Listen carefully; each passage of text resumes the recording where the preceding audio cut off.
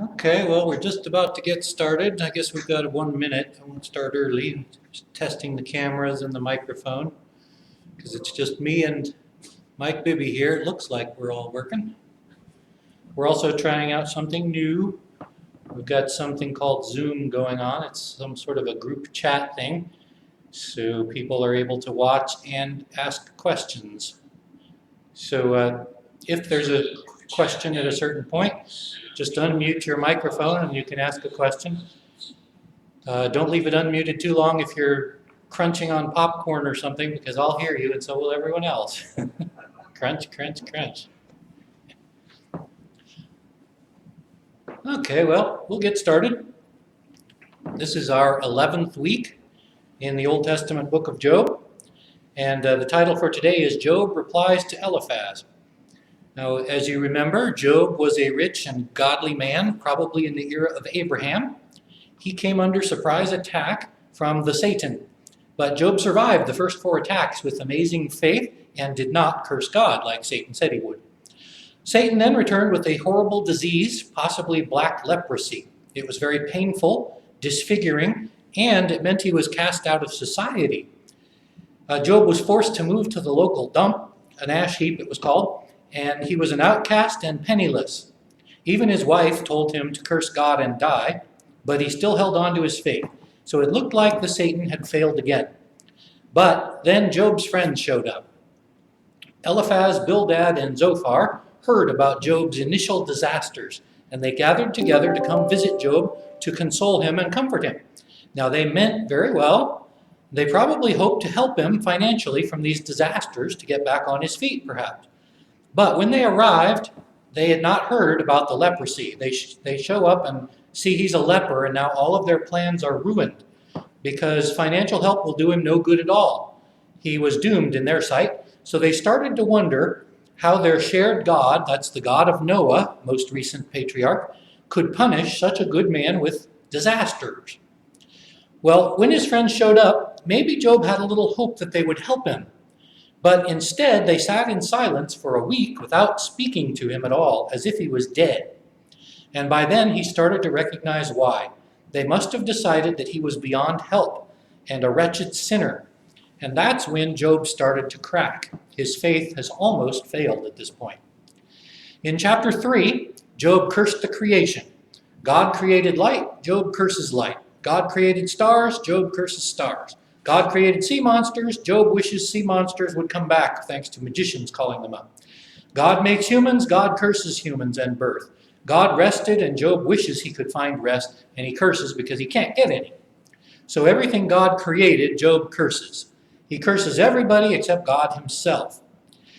Job knows very well that God has destroyed him, but he won't say it out loud. I don't know if he's afraid to admit it or what exactly it is, but he curses everything except God. Now, G. Campbell Morgan, he wrote that Job welcomed his friends. He was so glad to see them, he poured out his soul in his great wail of agony that he had been nursing for months. But then he found that they did not even understand him. So that's Job's plight continuing. Eliphaz, the Temanite, he is the leader of these 3 friends. Now that Job has gone off the reservation, Job was probably the leader of the friends before. He started out a little bit kindly. This is Eliphaz from last week. He said, you know, Job, you used to be really helpful to other people when they were in trouble. So why can't you take your own advice? But then Eliphaz quoted a vision that he had with a ghost. And the ghost told him half truth and half strange philosophy. The gist of the argument from this spirit that he heard aloud was that no one is pure. Don't let anyone tell you otherwise. Everyone and everything in the universe is impure before God. And so Eliphaz applies this to Job. Job, you are impure. I know you think you're righteous, but you're not. You're just a worm like the rest of us, and even worse perhaps than us. In fact, if you were pure, Job, God wouldn't have killed your kids and punished you this way. So you have to be a wicked sinner. Thus, Eliphaz and all of his friends now believe, they've probably always believed in a doctrine we call retribution. The retributive principle. That means that God is righteous, and God loves righteousness and hates evil. Therefore, God always rewards the righteous and always punishes the wicked.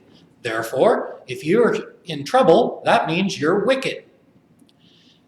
That is what we call a logical syllogism that is incorrect in every case. It is generally true that God wishes to reward the righteous and punish the wicked, but it is not in every case true. See, there's two problems here.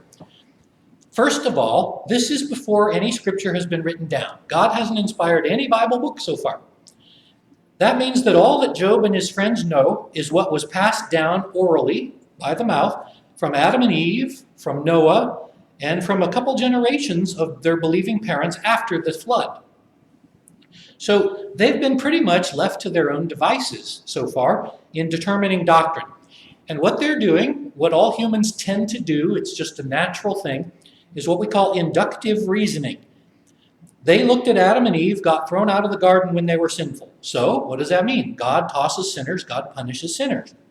Cain murdered his brother, God exiled him, God punishes sinners. The world got evil, so God sends a flood and kills them all. But he saves the righteous people. So obviously, looking at history, God always kills wicked people and God always saves righteous people. Right? No, that's inductive reasoning, and there are exceptions. But these guys are not open to exceptions. This is often true of a lot of what we call legalistic people. There are no exceptions to rules. But in fact, that's not how God works, because God's not like us.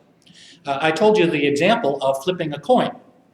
It's the same thing. If you flip a coin and 10 times in a row it comes up heads, that's very rare, because there's always a 50-50 chance you'll get tails. So what are the odds on the 11th toss? It's still 50-50. So there are times when things don't happen the way you predict they were. So we ourselves are also wrongly supportive of the doctrine of retribution because of our parents. And that's not necessarily a flaw. That's if they were good, we believe in the doctrine of retribution. In other words, parental discipline is good. You punish children for bad behavior, and you reward them for good behavior, and that's a way of training them. It's a normal training method. That's also what I'm doing with my new little puppy. You know, when she pees on the floor, I yell at her, maybe spank her a little, and if she pees outside, then she's a good dog. See what I mean? That's how you train people and dogs. But that is not exactly the same as how God does parenting. God does not punish, but he does test. And it looks like punishment, but it is not always punishment. God is a better parent than any human because he knows his children better than any of you can know. Your children can hide your sins, or at least hide their imperfections, and God sees them and knows how to fix them, just like he knows how to fix us. So parental discipline should be retribution in a sense, but that's not how God always works. So that's the first problem these friends have, is they believe in this doctrine of retribution with no exceptions. The other problem, though, is that Eliphaz has gotten reassurance in his philosophy from a demon. I think that ghost had to be a demon because it does not appear like any angel ever shows up in the Bible. Not to mention that the doctrines he gives are not shown exactly in any part of the Bible. In fact, it sounds very wrong. For one thing, I showed you that the demons say that all of the demon or the ghost said that all of the angels are impure in his sight. That's not true. All of the angels who were impure were thrown out of heaven. So if you're an angel and you're saying that all of the angels are impure, you're lying. And if you're lying, that means you're a demon, right? So what I think happened is that on their way, while Eliphaz, Zophar, and Bildad were on their way to help Job, the Satan heard from his little minions that his friends were coming. And he saw another opportunity to get at Job. So he finds the natural leader, Eliphaz, and he gives him a vision of false philosophy. It's mostly true, but partly false. And its purpose is to say, you know what, Eliphaz, when you get there, Job, he's going to think he's all righteous and stuff. But he's not. No one's righteous. If he claims to be righteous, you've got to call him out on it. You've got to tell everybody he's lying. And that's exactly what Eliphaz is going to do. So I believe this was just another demonic test of Job, another evil trial. Okay, so in this vision also, the demon tells Eliphaz that mortals who think they are righteous get crushed under falling rocks. And you know what got crushed under falling rocks was his whole family. All of his children died in a home where all the walls fell in from a whirlwind. So say a tornado came up and they were all crushed under the building. So what kind of an angel is going to tell Job's best friend that all of his kids were crushed under falling rocks? And then Eliphaz pops this out on Job as if it's going to be helpful. It's not helpful. All it does is hurt him more. So Eliphaz is ignorant, and he speaks out of his ignorance. Job, though, was already righteous, and he got destroyed. And this is the whole problem for Job and the friends. The friends believe Job must be wicked. Job believes he's righteous, and yet he is falling under punishments. So that's why everyone here is confused, because the friends are all wrong. Job is right, but doesn't understand how this can happen. So he's confused, they're just wrong. So that is our review. So today we're going to Job chapter 6 and 7, to Job's first response to Eliphaz. So if you turn in Job, we're going to read the first 7 verses of chapter 6. Then Job answered and said, "Oh, that my grief were fully weighed, and my calamity laid with it on the scales. For then it would be heavier than the sand of the sea. Therefore my words have been rash, for the arrows of the Almighty are within me. My spirit drinks in their poison. The terrors of God are arrayed before me. Does the wild donkey bray when it has grass, or does the ox low over its fodder? Can flavorless food be eaten without salt, or is there any taste in the white of an egg? My soul refuses to touch them. They are loathsome food to me." So in the first 7 verses here, Job replies to Eliphaz, and there is a very small apology here. He said, "Therefore my words have been rash." He's certainly referring back to chapter 3 when he cursed the whole creation. And that's also when he confirmed the suspicions of his 3 friends that Job was not righteous. So Job here admits that his grief went too far. He spoke rashly. So maybe this is his way of recanting his magical sounding curse as well. However, Job also states somewhat incorrectly the attitude of God toward himself. Although it is true that God has allowed the Satan to harm him, it is not exactly true, in fact it's not true at all, that God is hostile and angry at Job. He's not. Job just doesn't understand that the trials are for his good and for the glory of God. So he doesn't understand why. That does not mean that God hates him. And yet, Job says, God is using me like a pincushion with poisoned arrows. No, that's not what he's doing. So Job is misunderstanding. Nobody in this book is reading God correctly. Everyone's got the wrong idea about God. This implies, though, that God is motivated to intentionally harm Job. And that's different than God allowing harms to test Job. The last couple verses are just Job's way of saying that he is not braying and lowing like an animal because of his grief. Or pardon me, I got it backwards. He is braying and lowing like an animal because he's so grieved, he's just spewing. That's what he's saying. I'm just spewing. I'm venting. And that is, in fact, what he's doing. He's doing it incorrectly, though, because he's blaming God as if God is wicked to him. So he does sort of apologize there at the beginning. Now we'll go on to verses 8 through 13. "Oh, that I might have my request, that God would grant me the thing that I long for, that it would please God to crush me, that he would loose his hand and cut me off. Then I would have comfort. Though in anguish I would exult, he will not spare me, for I have not concealed the words of the Holy One. What strength do I have that I should hope? What is my end that I can prolong my life? Is my strength the strength of stones? Is my flesh like bronze? Is my help not within me? And is success driven from me?" Somebody had a comment? Oh, I think that might be Dave McCarl. You got to mute your mic. Yeah, this Steve McConnell. Okay, yeah, I recognized your voice. I just heard you, Sue. Did you have a question?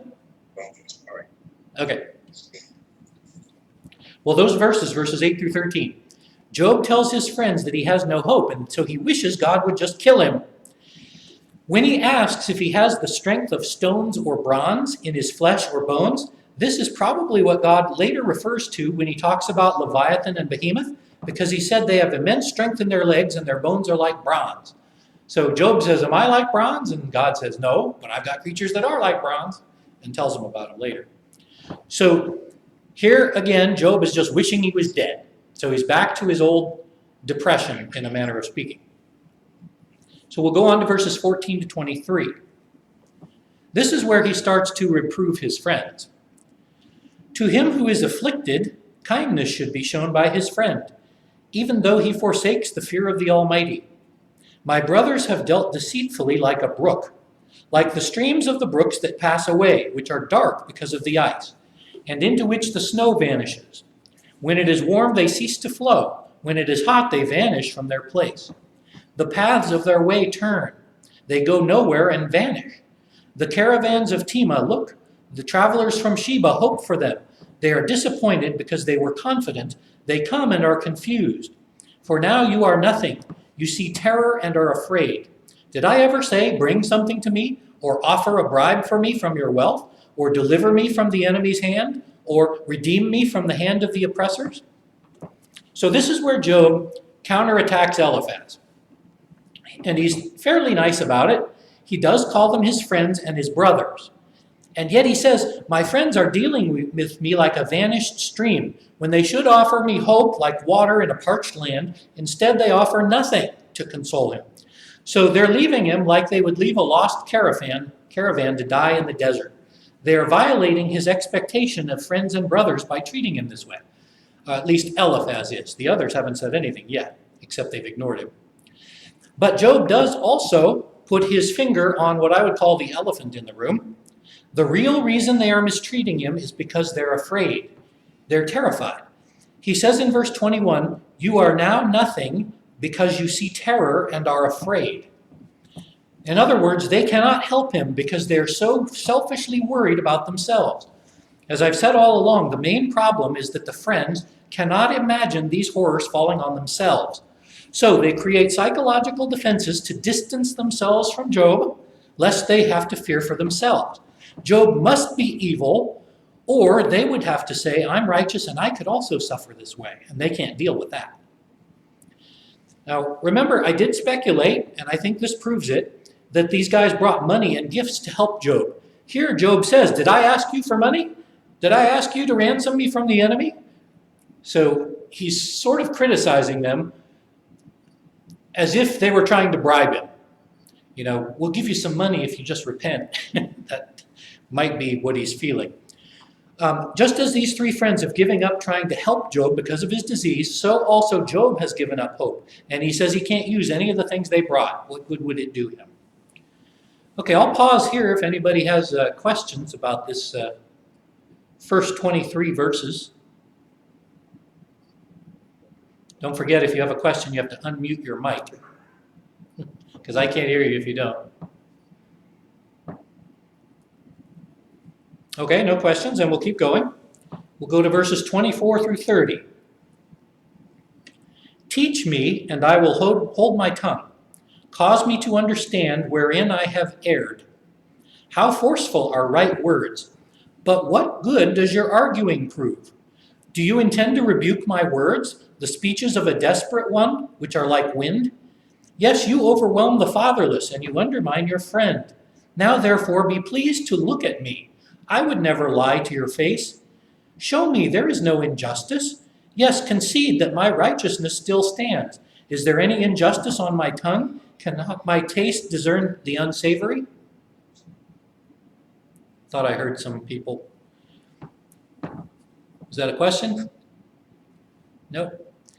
Okay, so in this last part of the chapter, Job asks, show me where I've sinned.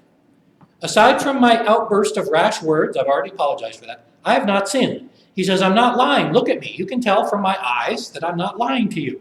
I'm not hiding my sins. I'm not hiding injustice. I'm still righteous. So then what are you rebuking me for? Now, Job may recognize that Eliphaz has started with cruel words. Remember, he talked about rocks crushing the wicked beneath, and he's hinting it would be nice if Zophar and Bildad are less harmful in their corrections when they take their turns. So maybe he's trying to get a start on these guys. Hey guys, keep it down a little. Don't be quite so mean. So these last 7 verses are Job's request that they stop being so terrified and stop assuming that he's wicked. He says, look at the evidence impartially before you condemn me. Would I lie to your face? So now we'll go into chapter 7. We'll read verses 1 through 10 of chapter 7. This is the last half of Job's reply. Is there not a time of hard service for man on earth? Are not his days also like the days of a hired man? Like a servant who earnestly desires the shade? Like a hired man who eagerly awaits his wages? But I have been allotted months of futility. Wearisome nights have been appointed to me.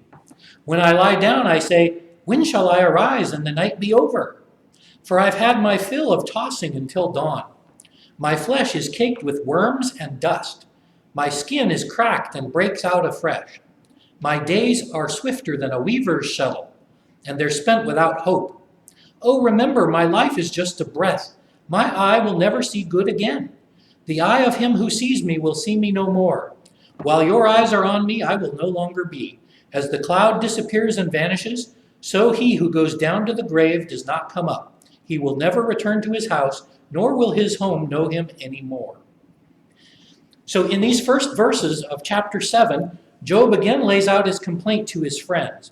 But then he changes the subject, and instead of talking to his friends now, he starts talking to God again in lament and despair. And basically what he says is, while you guys are watching, while you friends are watching, I might just die. So here's what Job has to say in verses 11 to 21. This is for God. Therefore I will not restrain my mouth. I will speak in the anguish of my spirit. I will complain in the bitterness of my soul. Am I a sea or a sea serpent that you set guards over me? When I say, my bed will comfort me, my couch will ease my complaint, then you scare me with dreams and terrify me with visions, so that my soul chooses strangling and death rather than my body. I hate my life.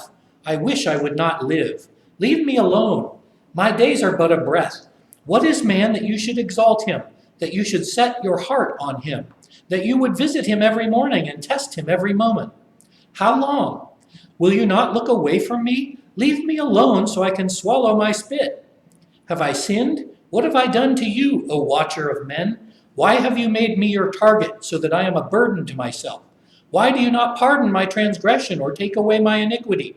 But now I will lie down in the dust. You will look for me diligently, but I will no longer exist. So here's Job continuing his lament. The good news is he's not cursing anymore. He's quit cursing. Now he's just complaining. It's hard to blame him for complaining. This is a step in the right direction, at least. He is telling God. There's a difference between complaining to yourself and complaining to God. God can handle your complaints.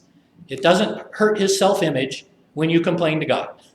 So the most interesting piece in here, to me, is in verse 12, where Job asks God, am I a sea, that's like an ocean, or a sea serpent that you set guard over me? In other words, Job is saying, why am I so dangerous? Am I as dangerous as the ocean? Am I as dangerous as the Leviathan, satanic sea monster, that you have to constantly watch me and torture me? And this may be exactly why God brings up Leviathan at the end of the book. God says to Job, you think I worry about you like I worry about Leviathan? Let me tell you about Leviathan. You don't know anything about him. Do I see a question there? Somebody popped up there. Is that Tito? It almost looks to me like Job's trying to blame God. Job's trying to blame God? Yes. Yes, he is, because Job has decided that he is righteous. Therefore, any punishments he's undergoing are wrong. And that's why he doesn't understand. How could God do something wrong? How could God punish me when I'm righteous? He doesn't understand the difference between punishment and testing. This is the first time this has happened on earth. So, well, I mean, Adam and Eve were tested, but it was a sinful temptation. This is a little different, but he had no Bible to explain this to him. So another thing to notice here is that Job twists the idea of humanity as important to God. Turn over in your Bibles to Psalm chapter 8. This is the famous passage on God's view of humanity and how he set God up. I'm going to get a drink while you're turning to Psalm 8.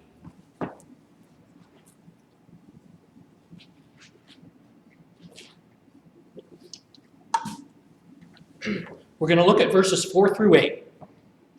This is one of the most famous passages in the Bible, quoted even by Shakespeare, as I recall. Psalm 8, 4 through 8. What is man that you are mindful of him?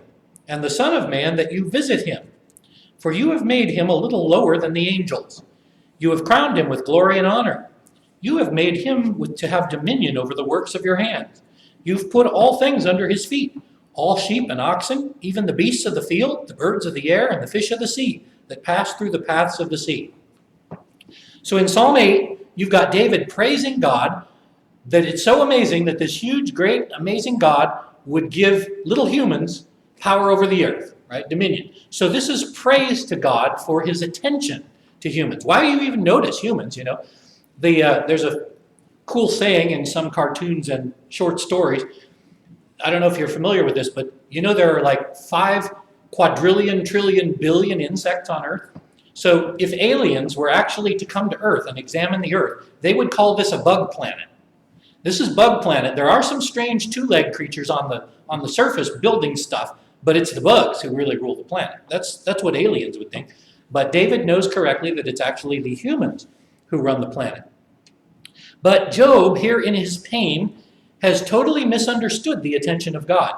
Rather than it being wonderful that God is watching us, he thinks that God is torturing him constantly. So he hates it. He's like, why do you even notice man? Just leave me alone. I don't want you around here anymore.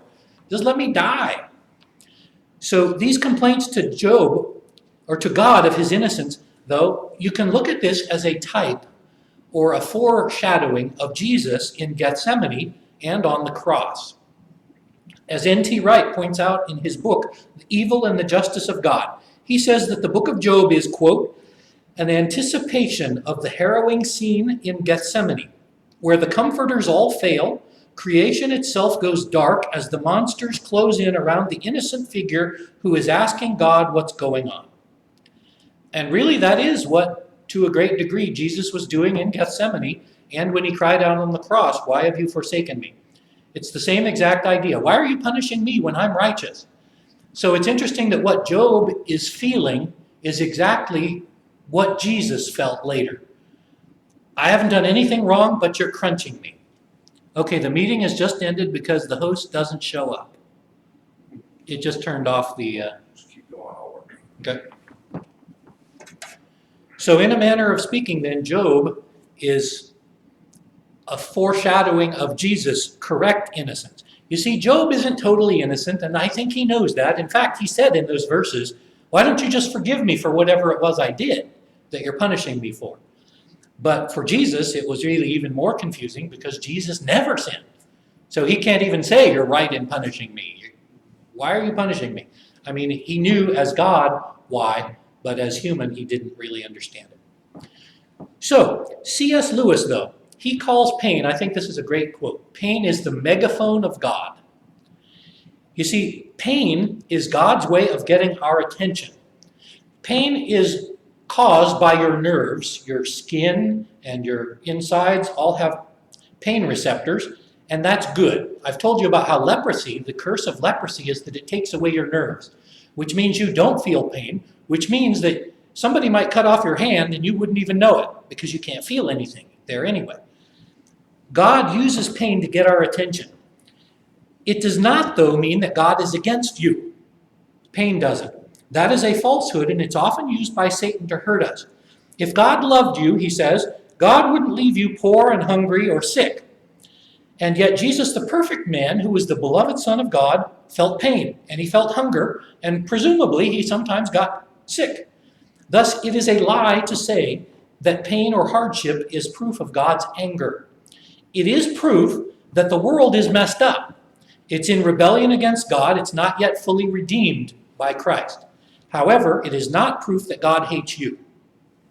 So Eliphaz, he says to Job, Job, if you would just stop being wicked and repent, God will restore you to wealth and health. You recognize what that is. That's the health and wealth. That's the prosperity gospel. Well, Job's view isn't very different, to be honest, at least in his misery. Job seems to believe that because he is miserable, God hates him. That is just the darker side of the doctrine that Eliphaz is promoting. Job has the doom and gloom doctrine rather than the health and wealth doctrine. But they're both the same. That the results of your life are proof of what God feels about you. which means probably that Bill Gates must be like the most righteous guy on earth because he's got all these trillions of dollars. I kind of doubt that he is the most righteous guy on earth. He's probably not the worst, but anyway, and the fact that maybe some of you are poor, dirt poor, must mean that God doesn't think much of you. That's not true at all. So you got to get away from either Eliphaz, health and wealth, if you're good, and you got to get away from Job's gloom and doom if you're bad. That is not how God works. Let me give you an example from me, because this is a common feeling for people who are depressed, this doom and gloom side. In 1992, I had a terrible year of depression. Now, I can't speak to everybody else's forms of depression, but in the 90s, I was in bad shape. And one day I remember in 1992, there was a really bad thunderstorm. And I remember thinking that God sent this storm just to remind me how wicked I was and how much he hated me.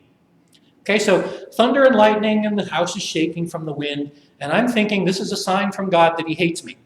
Now, that is sort of crazy thinking. I mean, think about this. This thunderstorm was a big storm. It affected millions of people in this region over several states, but I think it's my thunderstorm. It is true in a very small sense, very small, that God intended it to have effects on people, and I'm sure he intended it to have some effect on me, but it wasn't to become despairing and think that God hated me. I had the wrong idea of why God sent this thunderstorm. That's the satanic angle. That's the devil saying God hates you, and he's proving it right now with this storm. You see, depression twists your mind so that you look at everything in life as proof of God's negative plan for your life. In other words, depression can become a form of selfishness. Everything is about you, and you are incapable of thinking about anyone else because you're so self-absorbed. Any idea of service is lost in your own sense of self-contemplation and self-hatred. Now, those kind of people, depressed people, can be Christians, but depression does make us pretty much useless for Christian service. Pain, both physical and emotional, causes you to look inside all the time. And then you see nothing of other people who have needs, and you can't help them because you can't even see that they have needs. The Puritans wrote a lot of books to these sort of doubting Christians to help them, not just because they needed help for themselves, but because they've canceled out their own Christian service. They're not useful to God's kingdom. That can be a strategy of Satan. If you're totally locked up and absorbed in your own pain, and you can't see that the rest of the world has pain and needs your help, you don't see the joy of Christ for yourself or the joy of Christ for anyone else. So Satan's basically canceled you out. You're not useful to his kingdom that way. Now, Philip Yancey, in his book on suffering, he points out some interesting studies about Nazi death camps. I mean, there's a great upper to read in the afternoon, right? Well, anyway, the studies of Nazi death camp survivors showed that many or even most of the people who survived the camps became normal or even famous after they got out of their camps.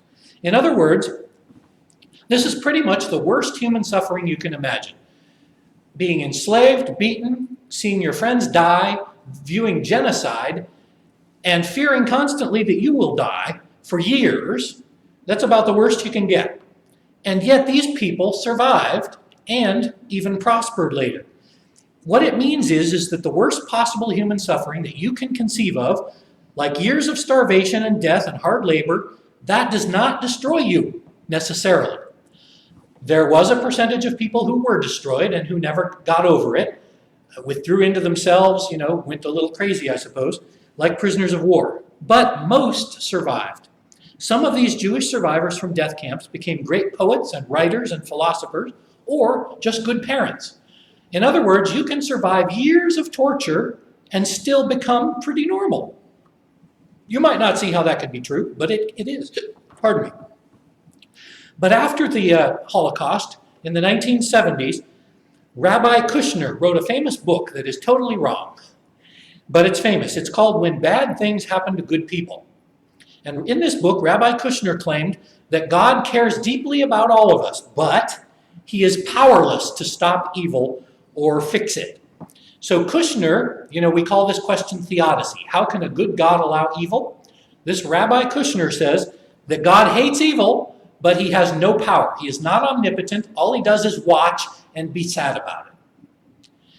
Now, one of the survivors of the death camps, his name was Elie Wiesel, he replied to Kushner's book. And here's what he said about Kushner's book. He said, if that is our Jewish God, that God should resign so we can have a more competent God. And he's right. The Kushner view is ridiculous. Now, Elie Wiesel himself was no Christian and sort of faded away even from Judaism, but he's right that Kushner was wrong. God is not powerless to stop suffering. He allows suffering for his own purposes.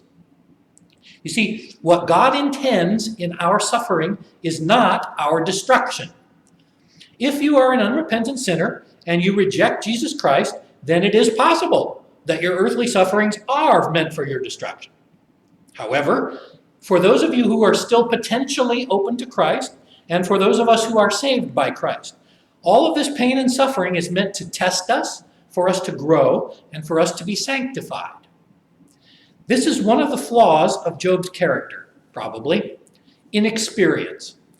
It's not a sin to be inexperienced. It just means you haven't run into this sort of problem yet. Inexperience is sort of like ignorance, but it's not willful ignorance. It's innocent ignorance. It's like a child who doesn't know the danger of walking on the highway. He can't anticipate that cars are going 75 miles an hour and that an object that seems far away could kill him in 2 more seconds. That's not willful ignorance. That's just plain ignorance. This is one of the flaws of Job, is his inexperience. Job, or Satan, I should say, was kind of accurate about Job in a little way. Satan proposed that Job's character was hidden under a lifetime of wealth. And so Job had never been truly tested, and that was true. And so God said, okay, you're right. We haven't tested Job. Let's test him. Go ahead and test him. God saw an element of truth in Satan's claims, and so God decided that testing was proper for Job. There's no hostility here. It's not God saying, you're right, Job is a bad guy, let's hurt him. No, God was saying, you're right, we've never really tested Job, let's test him. Now, obviously, Satan is hostile in his testing. Satan wants Job to die. God said, you can't kill him.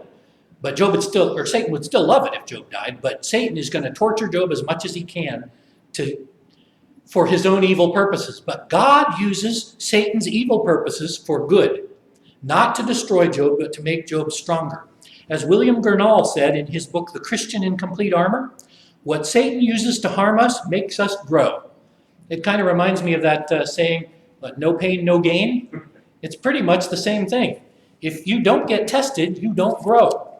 If all of life is roses and wine, you're never going to learn much.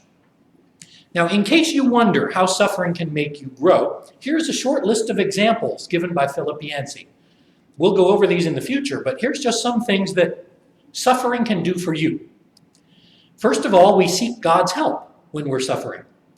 It kills our pride. We're no longer so self-sufficient.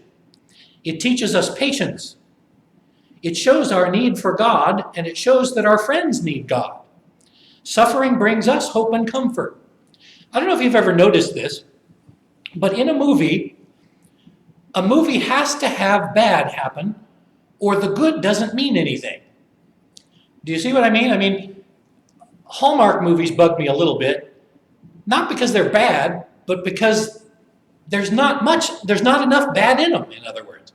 There's a little trial, and the people survive the little trial, and they're all happy again.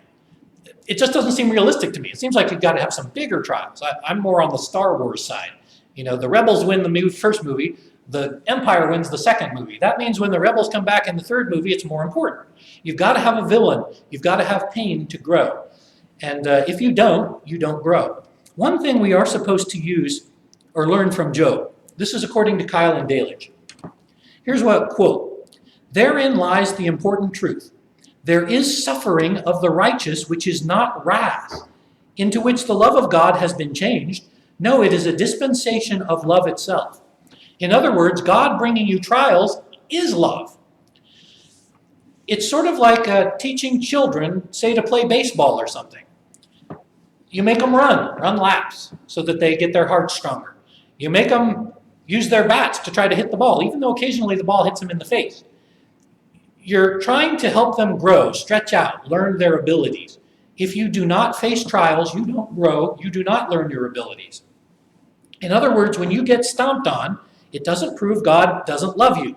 No, it proves that God loves you in a way you don't understand, a way that's going to help you in ways you do not understand. God knows what you need better than you know. So if God gives you trials and problems, you've got something in your life that needs to be fixed, and you're going to learn it through this process. That's how you learn. You don't learn much from books. I mean, you could. You can learn new concepts from books. But guess what? It doesn't change your life much, usually. Things that change your life have to happen to you. It's easy enough to go see pain and suffering in a movie and say, ooh, that's harsh. You might learn a little from it, but you don't actually learn the real heart stuff until it happens to you. Now, I told you about a World War II pastor, German, whose name was Helmut Thielicke. I'm not even sure if I'm pronouncing it right. But I told you about him a few weeks ago. He was licensed to preach and teach in Germany before the war, but when the Nazis rose to power, they took away his license. The Gestapo said you're not allowed to preach. But he secretly ran a church in Stuttgart for a few years before the Allies bombed the city. And then he had to go to other cities, and he just preached in city to city as the Gestapo chased him everywhere. Now, living in Germany in the last years of World War II was really hard. People were starving and scared, bombers coming over all the time, and being chased. Well, he came to visit the United States in the 1970s, to visit President Carter and also Billy Graham at some of his revival meetings. Well, when reporters asked Helmut Thielicke, what would you say about churches of the United States? What advice would you give them? Because he was here almost a year. And he replied that the American church is completely ignorant of suffering and pain, and the church has no response to it. In other words, he said, our Christianity is largely superficial and naive and selfish because we have not suffered. The church in Germany, as beaten and bloodied as it was, learned something because they suffered. We haven't had that yet. We're starting to see a little of it now. Well, the reason I bring him up is I discovered a few weeks ago on eBay that Thielicke wrote a book about the temptation of Jesus. It's called Between God and Satan. It was written in 1958, so I bought it for a couple of bucks on eBay. I discovered this book also includes 3 pages on the suffering of Job. Now, he makes a very valid point that I had not noticed before about Satan. So I want to tell you about Thielicke's view on Satan versus Job. He said that Satan is a master of using time to his advantage. You see, rather than being very short-sighted, like a lot of us are, we think of today and tomorrow. Satan thinks about next month and next year. He's got the long-term plan. He's got the long game, and that's a better strategy than the short game. So Satan knows how to use long periods of time and not force the issue. In other words, if Lucifer tempts you to doubt that God is good, he will not just jump in your face and say, God is wicked, isn't he? Because that'll turn you around. You'll know it's him. He doesn't want you to know that. No, he will bring little by little, dribble by dribble, long water torture is basically what he uses. Drip, drip, drip. He'll give you small example after small example of how God is not doing good for you. Why do you believe in this God when he's not helping you? Look at all these troubles in your life. And eventually, you'll start to notice it using your inductive reasoning. Hey, God is not very good to me. Maybe God's not good after all. So let me read you a few quotes here from Thielicke. He says that in his early reactions, Job has shown early on that he accepted the idea that maybe God is trying to teach me something. Okay, so Job, maybe in the early days of these temptations, thought, okay, maybe God is trying to teach me something. But here's the quote from Thielicke. The tempter is a good psychologist. He calculates thus. Job thinks that when he has learned enough from his suffering, the suffering will cease because it will have fulfilled its function. For if it simply continued, he would not learn anything new and it would not have a purpose. And so the devil, when he attacks in earnest, allows the suffering to exceed the limits of what the man regards as reasonable. The moment at which the man thinks it must stop because he learned his lesson, that is the moment when it will not cease. It will go on senselessly. Time is the most uncanny minister used by the Prince of Darkness. Time saps our resistance, not because it goes on so long, but because it seems meaningless. By our very nature, we in our intelligence appoint ourselves the Lord and judges of God.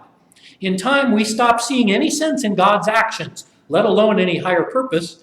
This is when, with satanic inevitability, the man's belief in God seems absurd and he curses God.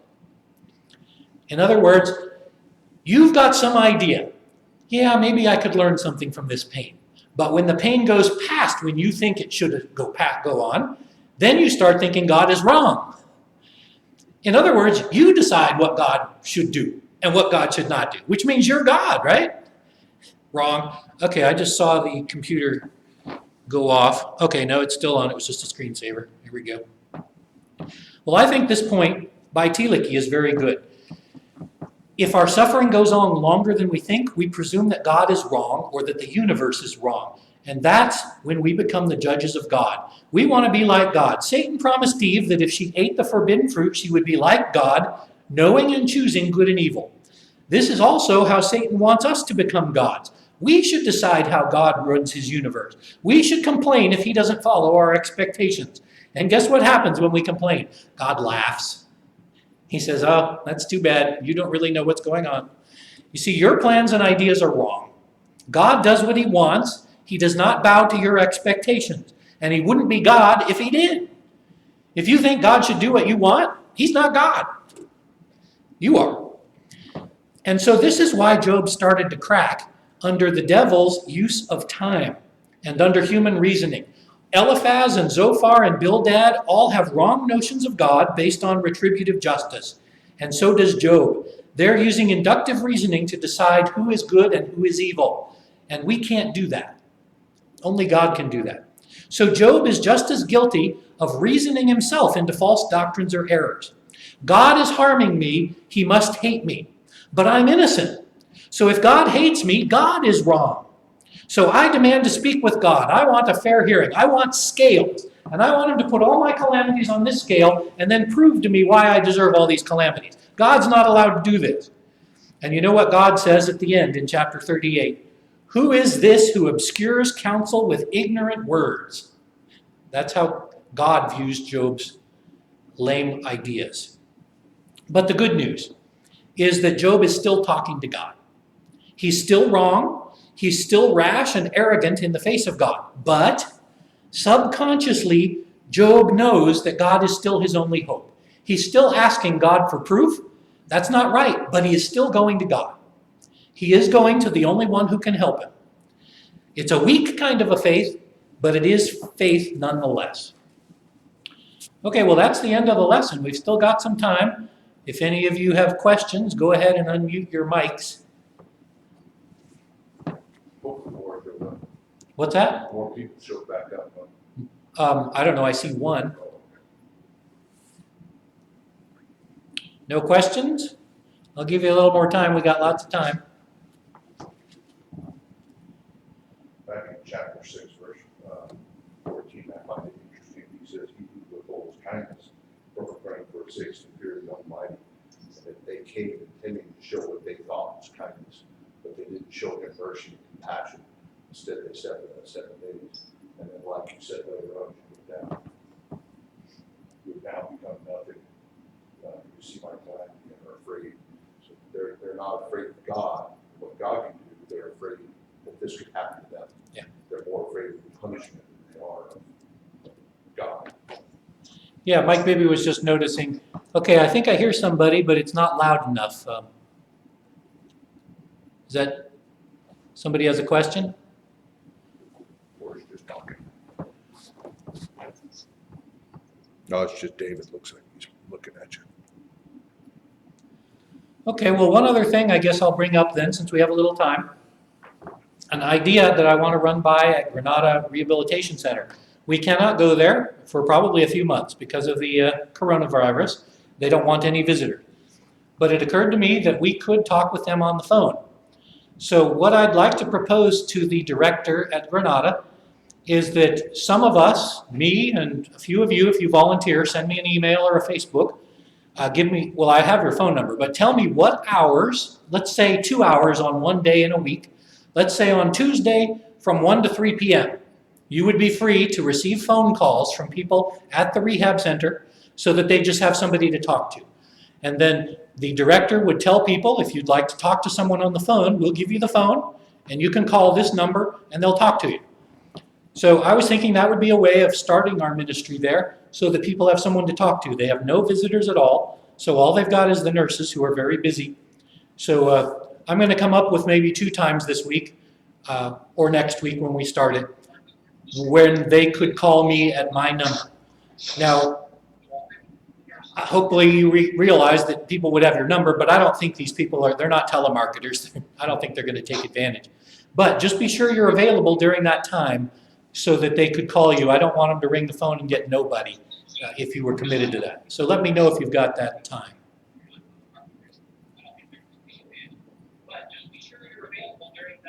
Oh, I hear myself on there. So any questions?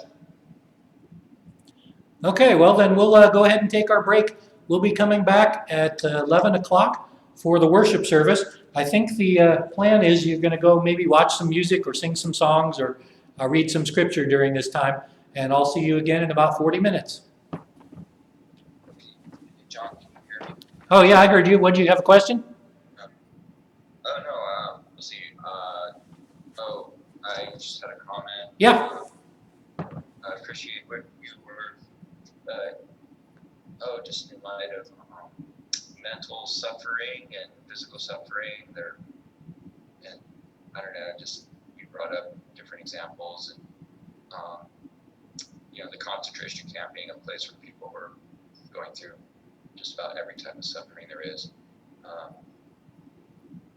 And then I just appreciate how you brought up how people our perspective can be like warped or changed when we suddenly think, all these things are happening. Like you said, it was like your storm, or we just, when we're really suffering physically or mentally, we can see things differently, and it's usually absolutely not true or far from the truth, and that we need God's word and we need direction from our church and people who care about us and in light of God's word and what's true. So thank you for that. You're welcome. Yes, if any of you couldn't hear him, Mr. Yoder was saying that we do have our perspectives changed when we're in pain. And you can't always blame people much for what they say during times of pain. It's sort of like, when you hit your finger with a hammer, you're just instantly tempted to swear. You don't even think about it. You just go, and you swear. It's not that you hate God because you say something bad. I don't know why you do it, but it's not as bad as if you're standing there just spewing profanity. When you're in pain, you do wrong stuff. It just happens. And so we need to be a little more merciful with people who do wrong when they're in pain. Have to be patient with them because they're trapped in a box and they can't get out. So our goal of trying to help people is to help them get out of their box. And a lot of that is just by patience and time. Any other comments or questions? Okay, I'll catch you a little later then. Yeah, Pastor. Yes, you do. Go ahead. Pastor. Yes. I'm having trouble with being bumped out. I've been cut off. Most of the sermon I couldn't even hear because I was trying to re-download this Zoom. I had to download like 5 times. Okay, I don't know much about it. Mike Bibby might be able to help you with it. I've never used the program, so I'm just watching. Ask a 6-year-old. Ask a 6-year-old. Yeah, you need a kid. Maybe next time we get together, It's working we now. can help for you. David, It seems so- to be working, but he says he was getting cut off a lot. Well, it got cut off because I screwed up. I apologize for that. But, it should be, you should be working. If you're on now, the next time, I think Mark had said, and there was a note on there that said that you do have a 40 time limit. So we'll just get a subscription and that'll take care of that.